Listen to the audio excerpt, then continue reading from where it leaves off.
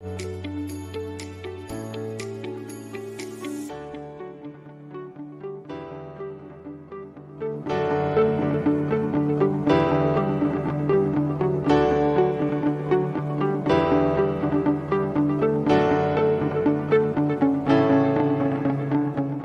compatriotes, bonsoir et merci de visionner cette vidéo. Nous avons le plaisir ici ce soir de recevoir dans cet entretien Madame Baki Alabi, présidente sortante de l'Association des Béninois d'Indiana et en même temps candidate unique à la prochaine élection du 9 juillet prochain et pour élire les membres du bureau à venir.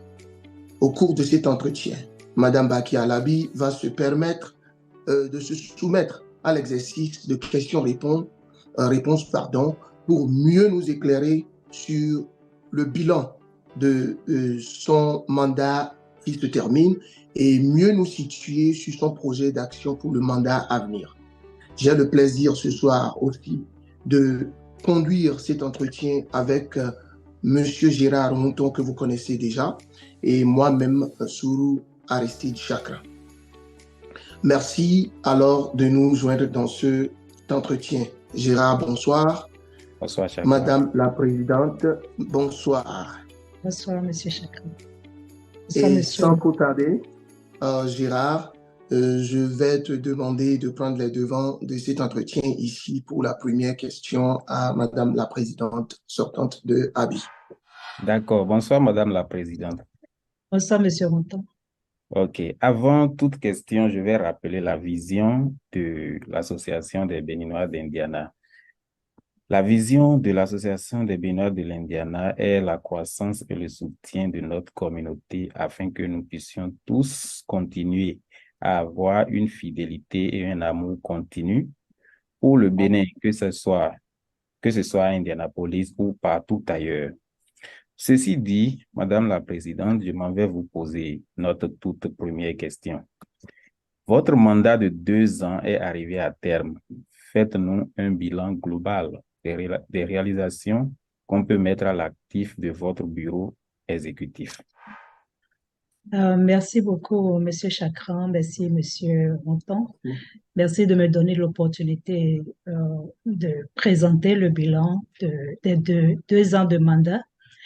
Avant tout propos, je voudrais quand même remercier toute la communauté, particulièrement les membres actifs qui se sont quand même joints à nous, qui nous ont aidés durant ces 2 années pour qu'aujourd'hui, à la fin de mandat, nous puissions avoir la possibilité de faire un bilan.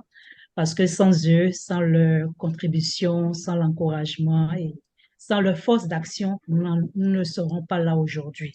Et j'en profite aussi pour remercier tous les membres de mon bureau exécutif. Et aujourd'hui, j'ai devant moi aussi vous, pour la cellule de communication, qui avait fait un travail vraiment satisfaisant pour la communication au sein de la communauté. Merci. Et je vous en prie. Ceci étant, je voudrais rappeler que notre mission, la vision a été déjà présentée par M. Routon. Nous avons comme valeur au sein de la déclaration de mission intégrité, amour et soutien. Et quand nous avions commencé, nous avons présenté certains projets qui, durant les 2 années, mon équipe et moi venions périodiquement faire des bilans. Et aujourd'hui, c'est 2 ans de fin de mandat. Et je peux tout de go dire que nous avions, par la grâce de Dieu, initié le recensement des membres de la communauté béninoise d'Indiana. C'était un exercice qu'on avait souhaité qui allait prendre. Malheureusement, à notre grande surprise, et on a constaté que ceux qui se sont inscrits sont nettement inférieurs par rapport au nombre de Béninois résidents à Indiana. Parce qu'au cours des fêtes, nous voyons ce qui se passe. Nous voyons de nouvelles têtes, même des anciens membres qui ne se sont pas inscrits. Donc, ce recensement, c'était pour faciliter la tâche à l'association pour avoir des données fiables. Parce que ça peut être utilisé non seulement sur le territoire américain, mais ça peut aussi être utilisé pour des causes positives pour dans notre pays, le Bénin. Et le recensement n'a pas été comme on l'aurait voulu, mais c'était une initiation qui, je remercie tous ceux-là qui se sont permis, qui se sont exercés à s'inscrire pour faire partie des données que nous voulions avoir. Et je profite de cette occasion pour demander à ceux-là qui ne l'ont pas fait que ce n'est pas encore tard, parce que s'inscrire permet à tout un chacun de nous de montrer que nous faisons partie d'une communauté et on ne sait jamais, c'est des données qui peuvent aider tout un chacun de nous, pas seulement l'association, mais nous aussi en tant qu'individus, ça peut nous être utile. Donc, j'exhorte mes frères et sœurs de la communauté béninoise d'Indiana de s'inscrire sur cette plateforme de recensement pour nous aider. En second lieu, nous avons initié le rapprochement avec les organisations qui étaient sur place, de la diaspora, Bénin Diaspora. Nous nous sommes rapprochés d'eux pour pouvoir favoriser la communication et l'entretien entre notre association et cette cellule qui existait, qui aidait les communautés béninoises existantes dans la diaspora USA. De l'autre côté aussi, on s'est rapproché de HCBE pour pouvoir nous aider un tant soit peu dans notre communication, dans notre vision, parce que ce sont des cellules existantes. Et on ne pouvait pas venir sans nous rapprocher de ceux-là qui avaient déjà une vision, qui exerçaient, qui comprenaient un peu ce que c'est que la communauté. Donc, nous nous sommes rapprochés d'eux. Nous avons eu un lien qu'on a essayé de raffermir pour favoriser les conditions entre les Béninois résidant à Indianapolis et à Indiana en général.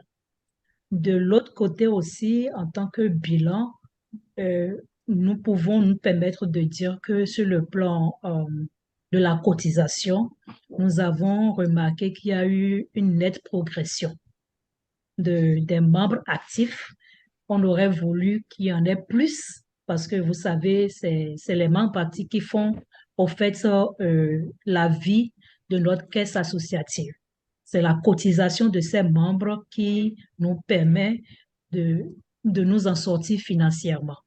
Nous avons remarqué qu'il y a eu une nette progression parce qu'on a quitté 60 et quelques à 90. Donc, il y a une progression de une trentaine de pourcentage. C'est déjà réjouissant, mais n'empêche que on aurait voulu que ça soit plus. Mais nous rendons grâce et nous remercions infiniment ceux-là qui se sont joints à nous. Il y a eu des anciens membres qui n'étaient plus là, mais qui sont revenus, et aussi bien que de nouvelles personnes qui sont venues nouvellement sur le territoire d'Indiana, mais qui se sont inscrits. Et ces nouvelles personnes se sont inscrites pour joindre l'association parce qu'ils ont aimé ce qui s'y passe. Et on profite aussi de cette occasion pour demander à tout Béninois résidant à Indiana que faire partie de son association n'est pas quelque chose de luxueux, mais c'est un acte patriotique. Parce que quand vous vivez quelque part, vous résidez quelque part, il est de bon ton que vous vous rapprochiez de votre communauté, vous vous rapprochez de l'association qui régit les tests et participez vous-même à cette association pour que ce qui ne va pas, qu'ensemble, qu'on puisse améliorer pour aller plus loin. Et la vision du premier mandat, c'était plus loin, plus grand, ensemble, nous le pouvons. Et sous la base de ce leitmotiv, on a continué les activités que le président sortant, au nom de M. Eloté Yanguenon, d'où je faisais partie de l'équipe sortante, nous avons continué les activités qui étaient déjà faites. Donc, les fêtes associatives ont continué. Nous avons aussi initié la fête des pères qui, en son temps, quand avec le président, on avait seulement fait une seule fois, mais c'est pas la grâce de Dieu, nous sommes allés à 3 éditions déjà. Il y a eu la fête des enfants, il y a la fête des femmes, et il y a un peu beaucoup de jeux qui se sont ajoutés pour faciliter la communion, l'union et la fraternité entre les frères béninois résidant à Indiana. Nous avons aussi initié le projet de 501c3, qui est un projet que on aurait voulu pour aider plus notre association à avoir des visions extérieures sur le territoire américain et pourquoi pas avoir des aides pour apporter notre plus à nos frères et sœurs aussi qui sont laissés au pays. C'est un projet qui nous tenait vraiment à cœur et nous rendons grâce à Dieu que, en fin de mandat, nous avons eu l'opportunité d'entamer ce projet. On a commencé ce projet, on n'est pas encore allé jusqu'au bout, mais c'est déjà soumis et nous attendons les résultats pour savoir comment s'y prendre, les décisions à prendre dans les mois à venir, si tout va bien. Mais je pense et je suis confiante que tout se passe bien pour ce projet-là, le 501c3, que nous attendions tous, parce que ça serait une ouverture pour chacun de nous pour que la communauté américaine puisse savoir que nous avons une communauté africaine béninoise résidente à Indiana, parce qu'on sait que il y a beaucoup de communautés, autres communautés africaines que les gens maîtrisent. Nous avons eu l'opportunité de travailler avec d'autres communautés que les gens, les Américains savent qu'ils existent, mais ils entendent peu parler de la communauté béninoise. Et ça serait une opportunité pour nous, avec le 501c3, d'aller vers eux, de leur faire montrer que nous existons et de la même manière avoir des aides venant d'eux, non seulement pour nous-mêmes. Pourquoi pas, on avait l'ambition d'avoir notre propre siège en tant qu'ABI pour pouvoir accueillir les nouveaux venus, pour ne plus à les faire traîner pour quelques mois, chercher où se loger. Et aussi, ça peut servir de local pour des réjouissances. Plein de projets avec le 501c3 qui pouvaient aider positivement à l'amélioration et le développement de notre association. Je peux dire, parce que le bilan, nous l'avions fait chaque fois, et nous avons aussi créé la cellule de communication que nous sommes en train d'utiliser aujourd'hui, ce qui permet à l'association d'informer sur ses plans à venir chaque fois qu'il y a lieu de le faire, mais aussi de retenir et de recueillir auprès des membres des suggestions, des conseils qui nous ont beaucoup aidés durant notre mandat parce que les gens se sont rapprochés, nous ont permis d'avoir un peu plus de vision sur ce que nous sommes en train de faire et des gens nous ont recadré aussi par rapport à certaines choses qu'il fallait changer ou voir autrement. Et cette cellule de communication a été bien accueillie au sein de la diaspora USA béninoise. Et les gens l'ont apprécié et je crois que ça a été une initiative que beaucoup de gens sont en train de suivre aujourd'hui et nous ne sommes que reconnaissants par rapport à cela. Donc, pour un bilan, je peux dire avec la mission qui est d'éduquer nos jeunes enfants, d'enseigner, de célébrer davantage la culture, de la création d'un site web pour nous connecter et aider nos confrères à trouver des ressources. Nous avons créé notre site web qui aujourd'hui est fonctionnel et ça permet nous avons sur ce site web des projets, par exemple, les gens qui ont besoin de roommates, les gens qui ont besoin d'un boulot, nous servons d'accès sur ce site web pour faciliter ces communications-là, pour que les gens puissent avoir l'information juste qu'il faudrait pour eux, pour les aider à s'en sortir. Voilà ce que je peux dire comme bilan en général, parce que nous avons fait le bilan sur le plan structure, organisation, éducation et santé. On avait déjà initié le sport dans le passé avec le bureau sortant et du président Yanguenon. Donc, le sport a continué. C'est un exercice qui se fait souvent pendant l'été parce qu'en hiver, on n'a vraiment pas le temps de le faire. Donc, la culture et le sport avaient continué en ce sens-là. Voilà. J'oubliais la partie des dons, la partie sociale. Nous avons effectué des dons à nos frères et sœurs au Bénin.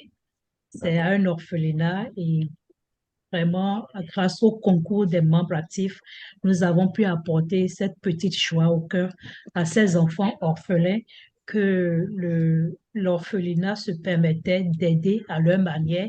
Ce n'était pas quelque chose de grand, ce n'était pas quelque chose de différent, mais c'était un plus qui a apporté quand même la joie. Il n'y a rien de plus beau que de participer positivement dans la vie de quelqu'un qui souffre un tout petit peu.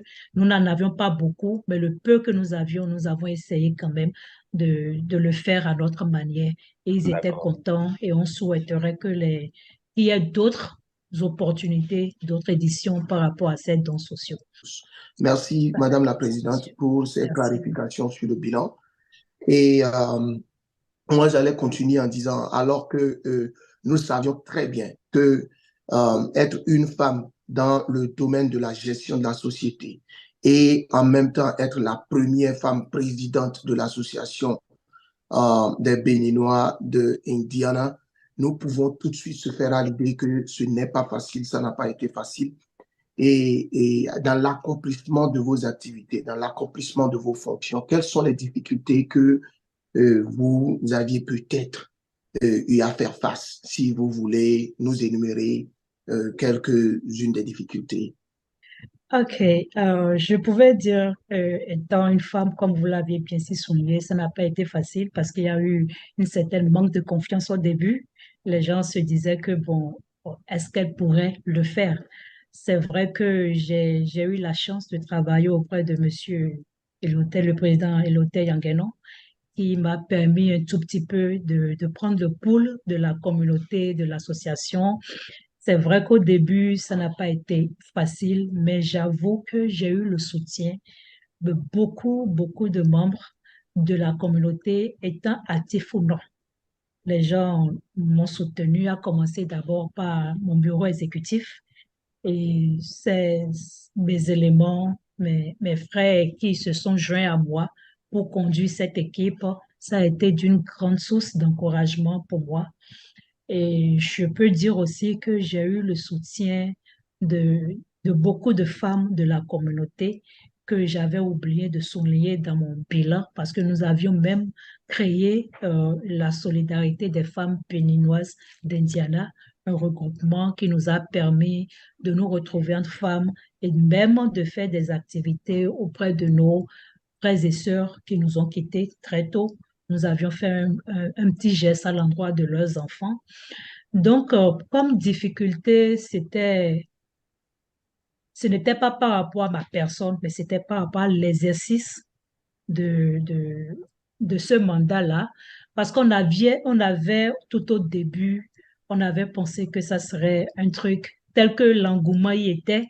Ça n'a pas été le cas à un moment donné.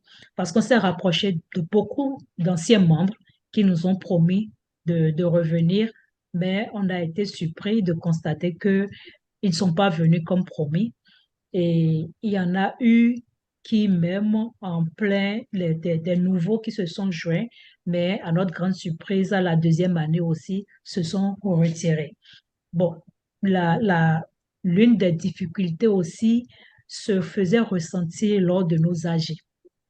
Malgré la campagne autour, malgré la publication autour, malgré la communication autour, nous avons toujours vu qu'il y a un nombre minimal de présence pendant les AG. C'est vrai que on peut se permettre de dire que pendant les deux mandats, on a eu plus de présence que par le passé. Quand bien même que nous avions innové avec l'ère des technologies de faire nos AG sur Zoom, mais nous avions toujours eu un nombre effectif très infime par rapport à la communication faite autour. Alors que c'est au cours de ces assemblées que normalement les décisions sont prises. Et triste est de constater que quand les décisions sont prises, les gens viennent souvent contredire ce pourquoi ils n'y étaient pas. Donc, ça ne nous a pas vraiment facilité la tâche parce qu'on aurait voulu avoir l'avis de tous pour que ça soit ensemble que nous décidions pour notre communauté, puisque notre leitmotiv était plus loin, plus grand. Ensemble, nous le pouvons. On avait voulu, on avait pensé, on avait souhaité que ça se fasse ensemble. Mais ça se résume toujours à un noyau qui est souvent présent, qui est souvent déterminé. On aurait voulu avoir plus. Bon, pour d'autres difficultés, je ne dirais pas que nous avions tellement rencontré de difficultés. Ça serait ingrat de ma part parce que les gens nous ont facilité beaucoup de tâches. Les gens nous ont soutenus et il y a même des gens qui quittent loin. Il y a un couple qui quitte Monsi, qui nous soutiennent très souvent. Il y a les anciens aussi qui nous soutiennent. Donc, pour la difficulté, c'était principalement au niveau des âges où les décisions devaient être prises ensemble, mais que nous n'avions pas vu cet effort venu des membres parce qu'on aurait souhaité qu'on cesse de dire que c'est un groupuscule qui souvent prennent des décisions. On s'est approché, mon équipe et moi, on a fait ce qu'il fallait, on envoie les tests messages, on appelle et même au niveau des fêtes, il y a eu un effectif un peu réduit par rapport au temps passé. Donc, c'est ce que je peux souligner quasiment par rapport aux difficultés. Aussi qu'au niveau des cotisations, c'est vrai, nous avons eu des promesses qui nous ont fait quand même grossir un peu la tête, mais on n'a pas eu ce qui a été promis. Mais n'empêche que nous avions eu quand même euh, une croissance. On vous en remercie pour ça. Ceci dit, malgré toutes ces difficultés, Madame la Présidente, pourquoi désirez-vous briguer un autre mandat? Merci beaucoup, Monsieur Routon. C'est vrai que ça n'a pas été tâche facile. À 2 ans, on aurait souhaité que ça finisse pour déposer le tablier, mais nous avons eu un sentiment qu'il reste encore des choses à faire.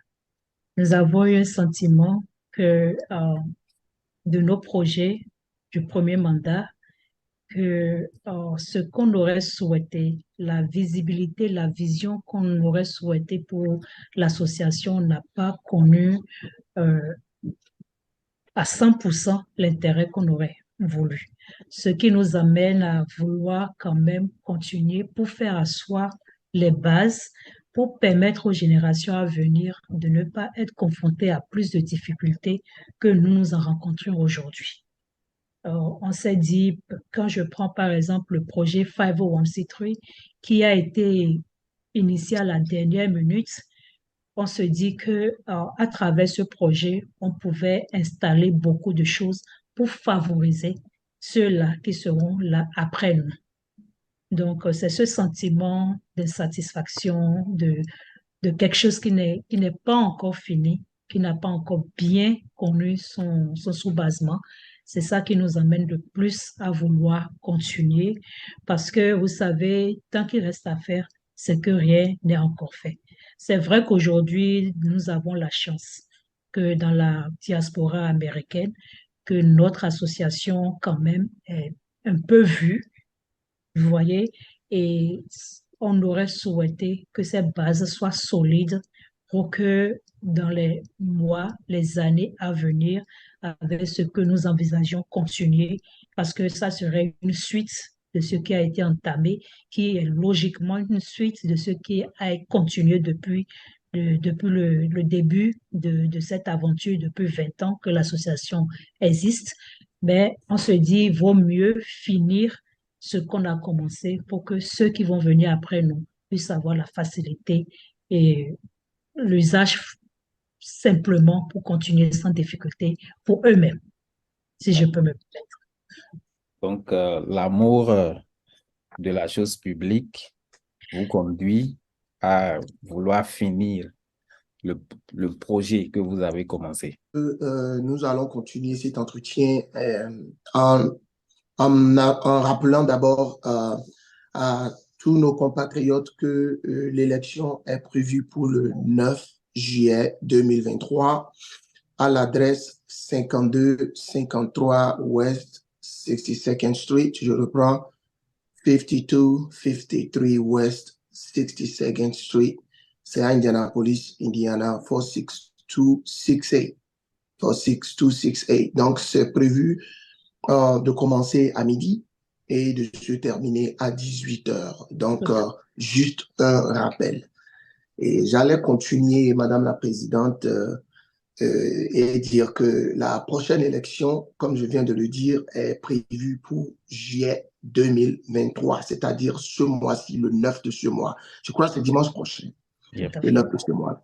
Et vous êtes, Madame Bakia Alabi, l'unique candidate alors à votre propre succession. Et nous voulons ici alors croire que c'est dû à votre impact positif que vous avez pu faire lors de votre mandat qui s'achève. Et maintenant que ce nouveau mandat va commencer après l'élection, nous voudrions que vous nous faites part un peu de ce qui serait la nouveauté, les nouveautés que vous allez apporter dans ce mandat pour en faire même encore plus un mandat plus de succès que ce que nous venons de voir. Merci beaucoup, Monsieur Chakran. Je tiens quand même à préciser que le premier mandat a débuté le 1er août 2021 et prendra fin le 31 juillet 2023. Donc, à ce nouveau mandat qui s'annonce, nous allions beaucoup plus continuer, comme je le disais tantôt, les activités entamées au cours du mandat passé. Par exemple, au niveau du recensement, nous avions dit qu'on a connu un taux pas trop fameux. Donc, nous allons essayer de redynamiser ce système-là pour permettre à nos frères, les membres de ABI, de s'inscrire pour qu'on ait quand même une vision assez impactante par rapport à ce sujet-là. Nous allons aussi permettre aux gens on va favoriser, les encourager pour l'utilisation du site web, parce que le site web est là, mais les gens ne l'utilisent pas encore. Aussi, avec le projet de 501c3, nous allons faire le rapprochement et la collaboration avec la City de Indianapolis pour le bien-être non seulement des membres de la communauté, mais aussi de nos frères et sœurs laissés au pays, au Bénin. Nous allons renforcer, comme d'habitude, l'union et la solidarité des membres de ABI pour permettre, au travers des fêtes associatives, l'union, la fraternité et la bonne ambiance, comme nous savions si bien le faire à Indiana. Maintenant, sur le plan éducation et santé, nous allons juste continuer ce qui a été entamé parce que sur ce plan, on n'avait pas eu un grand succès. On va mettre à disposition des membres les informations nécessaires liées à l'éducation et à la santé. Nous allons aussi mettre à leur disposition les informations nécessaires liées à la santé, comme je le disais tantôt, l'assurance maladie, l'assurance vie, pour leur permettre d'avoir les informations utiles au moment donné pour ne pas se perdre dans le décor. Aussi, nous allons mettre en exergue les entreprises béninoises existantes et ça serait l'usage et l'utilisation du site web. Nous avons beaucoup de nos compatriotes qui ont des entreprises. Ça serait le moment de les aider à faire leur publicité, de les aider à se faire connaître, de s'entraider entre nous et de se faire connaître aussi aux yeux des Américains et de toute la diaspora américaine. Nous envisageons aussi de mettre des disponibilités des offres et de demandes fiables, comme je le disais tantôt, pour les roommates, pour les petits boulots, favoriser, mettre à disposition les informations à temps réel pour que les gens puissent quand même s'en servir pour éviter de se perdre à un moment donné. Sur le plan culture et sport, nous allons renforcer les groupes sportifs. Et avant, le sport était plus indiqué pour les hommes. Les samedis, pendant l'été, il y a un club pour les hommes pour qu'ils se retrouvent et ils font du sport. Nous envisageons cette fois-ci d'élargir ce club au niveau des femmes et des enfants pour favoriser le bien-être familial.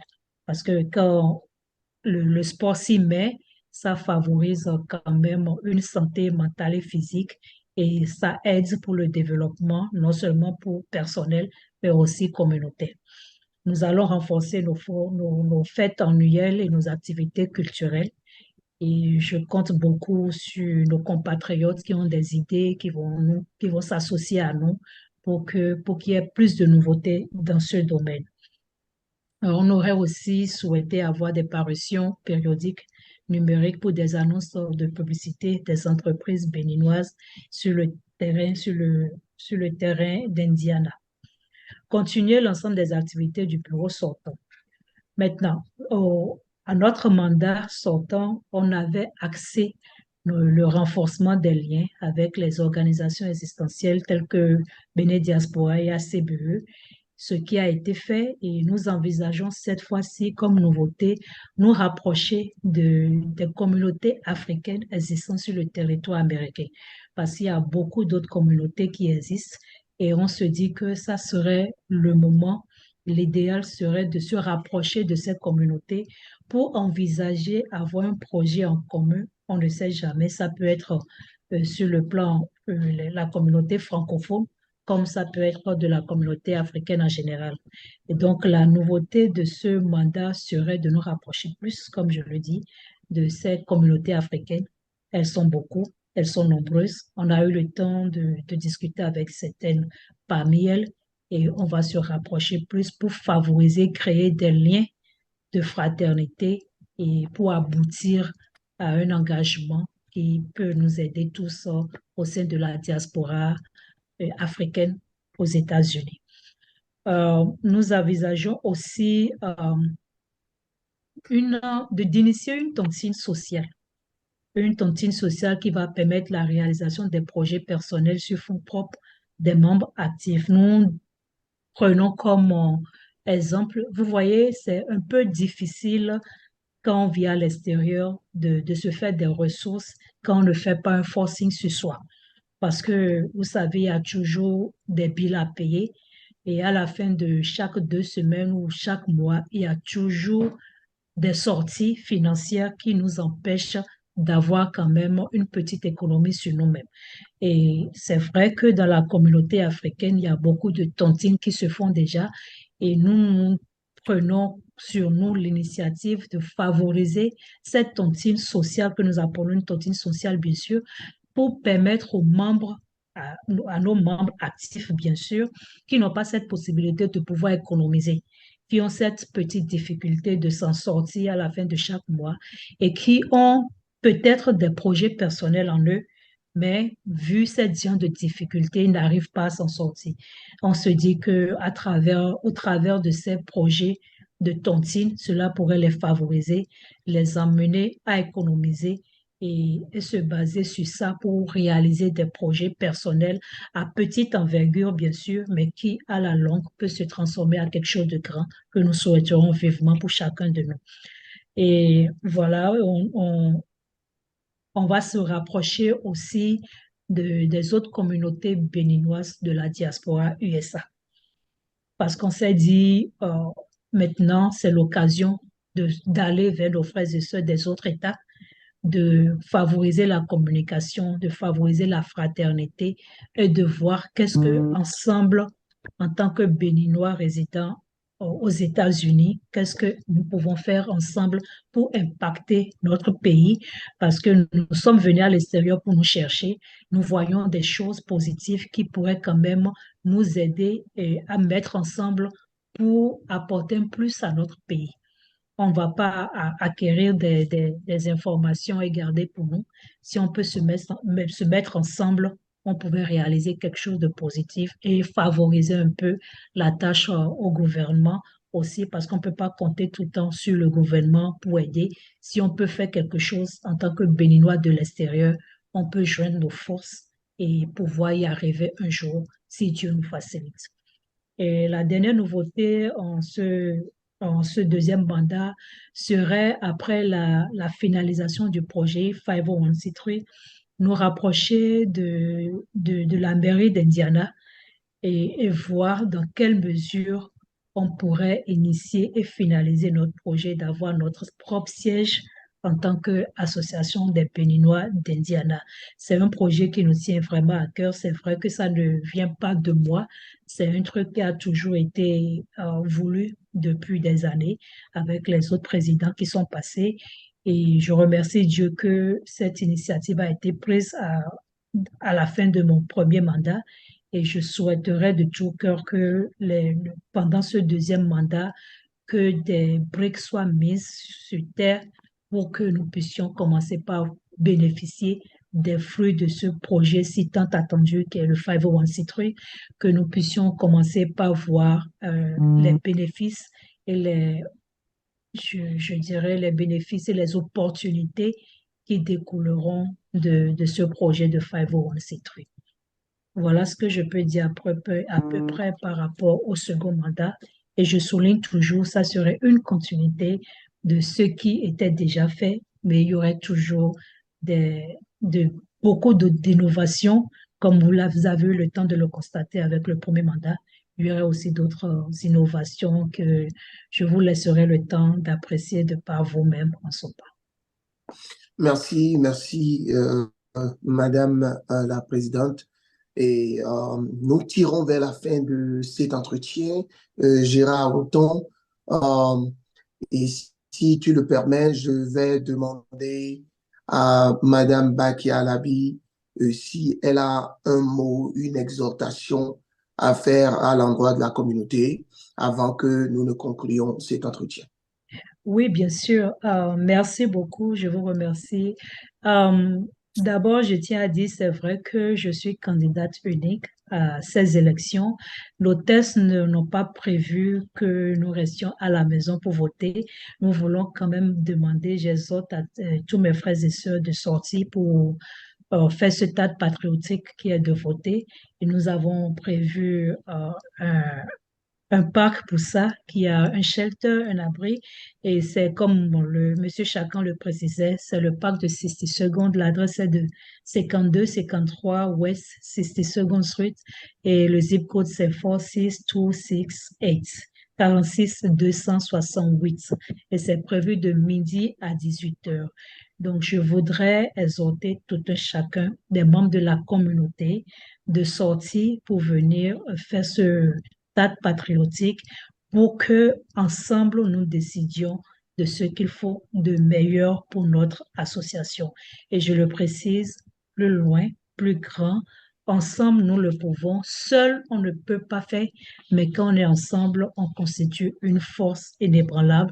Et je voudrais vraiment que nous nous mettons ensemble, que nous mettons tous les doigts pour boucher la jarre trouée, pour qu'on fasse de notre association quelque chose de très unique, quelque chose de très apprécié, quelque chose de très exceptionnel.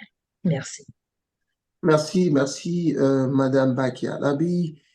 Gérard Houghton, nous voici presque à la fin de cet entretien. Merci pour ton soutien et j'aurais bien voulu te demander de nous faire part de tes impressions et si tu as un mot, de le placer. Oui, je m'en vais rappeler à tout le monde que la liste des personnes qui peuvent voter a été publiée sur le groupe WhatsApp de ABI et aussi dans le groupe des membres actifs. Donc, je demande aux gens de bien vouloir consulter la liste et de bien s'assurer que leur nom y figure avant de se présenter au bureau de vote le 9 juillet prochain au 2023. 53 West 62nd Street, Indianapolis, Indiana 46268. Ceci est une information de taille puisque il n'est pas tout le C'est les monde membres actifs qui sont appelés à voter. et c'est seulement les membres actifs qui sont appelés à aller voter. Donc, Merci Gérard, c'est toujours un plaisir de partager un plateau avec toi et je tiens à aussi remercier la présidente sortante de sa disponibilité et d'avoir accepté de se soumettre à cet exercice. Et nous voici effectivement à la fin de cet entretien. Chers compatriotes, vous aurez compris au bout de cet entretien que Madame Bakia Alabi, présidente sortante, est aussi en même temps candidate unique à sa propre succession pour l'élection du 9 juillet 2023. Aujourd'hui, nous retenons que Madame Bakia Alabi a consolidé les acquis de la communauté à travers beaucoup d'activités et elle est allée plus loin en innovant par le fait qu'elle a créé ces cellules de communication qui nous permet de rester en contact avec la communauté et de les informer très souvent. Elle a continué par nous faire comprendre que difficulté, il y en avait, mais que sa foi, sa détermination et la détermination de son groupe ont pris le dessus. Et aujourd'hui, nous assistons à un mandat très positif en général. Elle a dit aussi, si nous pouvons nous rappeler, que beaucoup d'innovations sont en cours pour nous permettre d'être plus grands et plus respectés dans cette communauté étrangère dans laquelle nous vivons aujourd'hui. Donc, merci à vous. Si vous suivez cette vidéo, nous vous exhortons à sortir massivement si votre nom est sur la liste des personnes qui sont éligibles pour voter. Sortez massivement le 9 juillet 2023. C'est ce dimanche prochain au 5253 West 62nd Street, Indianapolis, Indiana 46268. Entre midi et 18h pour voter. Merci et nous vous verrons très prochainement. Merci Gérard, merci Madame la Présidente. À bientôt. Merci beaucoup. Merci.